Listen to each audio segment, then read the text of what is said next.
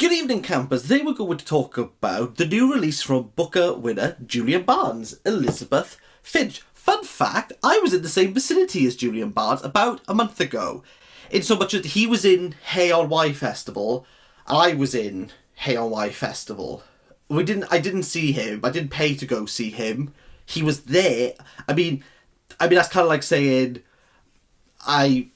with that train of thought, I was also in the same vicinity as Hillary Clinton, but I didn't decide to buy her new book because, nah, I'm okay. This is my second novel I've read by Julian Barnes, the first one being A Sense of an Ending, which I reviewed like 2 years ago. And did I have like anything positive to say about it? Is this an enjoyable book? It's okay. The first half I found a slog. The end, I think, if you go in and expecting this to be like a puzzle, in fact you have to like really analyse everything, I think the end's going to give you a bit of a, oh, okay, not all the information is spoon-fed, but it is there on a platter for you to peruse. It's okay, it's a 5 out of 10, it's a book that you can read in one day, and you'll probably enjoy yourself. Thinking back on my experience with that book, what sells The Sense of an Ending is the possibility of what has happened, but it revels in indecisiveness. It applauds vagueness, and Elizabeth Finch is no different. Therefore, I want to postulate that Julian Barnes, and this is based off 2 books, remember, deals with vague, and he's very good at vague. So much so that on the back of this copy, there's a it's blurb, "They resurrected him from the dead, people," by David Bowie. And David Bowie says, "I love Stephen King, scares the shite out of me, but I really like Julian Barnes as well, which is another world." That is... This is one of the bizarrest blurbs I have ever come across. I don't understand how... Could no one find anyone else? Do they look amongst the living and go, do you know what, we got one David Bowie quote. We're gonna go with that. Well done, David Bowie. You made me want to buy this book. Actually, I take that back. If you see the shine on this, it's actually a library copy, because I'm not spending nearly 18 quid on a hardback that's like less than 300 pages. Big respect to RCT Library who managed to get this copy in for me. And yes, these are the same people who told me that Cormac McCarthy, he's all out to print, who physically can't get any of his books. Someone should call all the bookstores in the world and say, hey, you know the Cormac McCarthy section? Move her over to antiques. Move her over to special editions. He's all out to print. My library. And you should see my free local library. You know what I want to show you? So I've come down on this beautiful Welsh summer's day and have a look at this. Look at that. Like, that is literally a cry for help, isn't it? It's like the crack den of free libraries. Like, books go there to die. Elizabeth Finch was a lecturer. Well, she's not a real lecturer. She was someone's lecturer. That someone is the protagonist. God, I've really lost the boat with this one, haven't I? Neil was a former student in culture and civilization. One of the major influences was Elizabeth Finch. Elizabeth Finch is truly a vague character. We don't really know anything about her. We don't go into her perspective. We only have that of Neil's. All conversations that revolve around Elizabeth Finch are ultimately speculations at best, assumptions, opinions. No one really truly understands Elizabeth Finch. She's not outcasted, but she's insular. She's extroverted when she wants to be, but ultimately keeps her private life to herself. And Neil, wanting to understand who the character of Elizabeth Finch is, recounts the story of Elizabeth Finch based on the minuscule detail that he has. All of this interest and intrigue is resurfaced when Neil, after Elizabeth's passing, obtains her textbooks, and as he's reading through them, tries to build up a bigger picture of who Finch was, or who Finch is. Perusing through notes, trying to make connections within the marginalia. Honestly, can we just talk about this David Bowie? This baffles me. This really does. But I've never known a blurb for an author starting with another, like, I love Stephen King. Why have you included this? I know that you needed to make sense for I really like Julian Barnes. Couldn't they have just used I really like Julian Barnes? Like, I really like Julian Barnes, David Bowie, that's fine. Why have you mentioned Stephen King?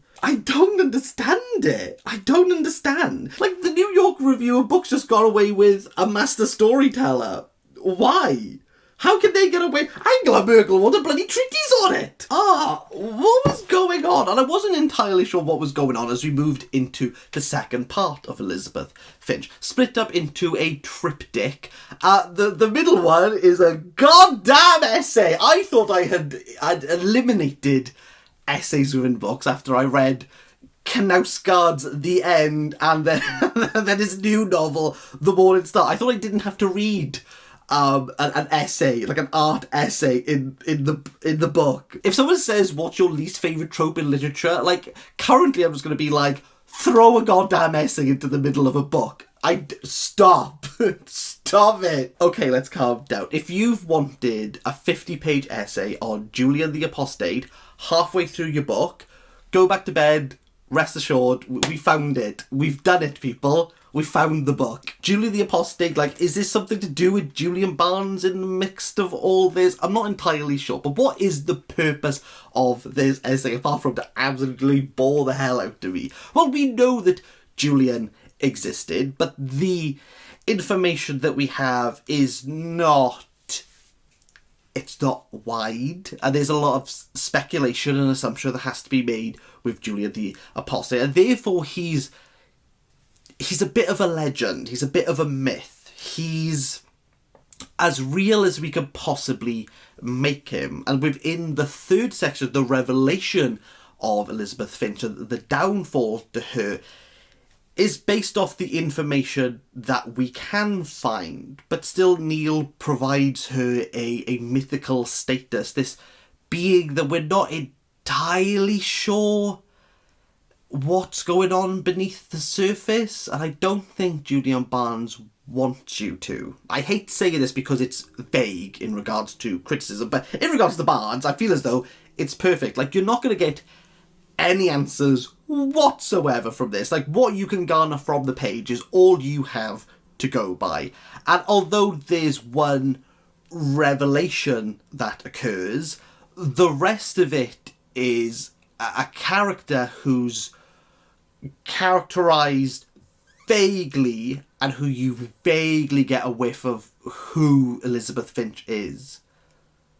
And I think that's the point. We have an idea of who people are, but it's only based off the information that is provided to us, and we'll step in and fill in the gaps that best suit what we want, what Neil wants out of Elizabeth. We look up to, we glamorise people who have status, but we really know the surface to them. We know absolutely nothing about them. But when everything goes downhill, there's a bit of a, but didn't you expect that? Like, aren't you... Like, how could you not have seen it? Which is the same question I would ask to the people who did the blurb. I'm so lost. I've spent more time thinking about the person who decided this blurb should be on the back than any part of this book. I can't tell you. I have lost hours. Like, Stephen King and Julian Barnes. Like, where was Bowie? What was the context of this? Like Stephen King, he stayed scares the shite out of him. That's praise for Stephen King. The following up, but I really like Julian Barnes as well, is a bit of a... I mean, he didn't really praise Julian Barnes. I know it's a blurb, and I shouldn't be putting this much thought into it, but this is holy. This is baffling. I don't even understand. I don't get it. I've spent hours just contemplating, why did they just put... I really like Julian Barnes. Like that, I wouldn't even have batted an eyelid. I would have just glossed past it after anyone in the Telegraph goes dazzling. I don't even know what to say, but it's a 4 out of 10. If you liked this, you'll like A Sense of Ending. If you like A Sense of Ending, you'll like this.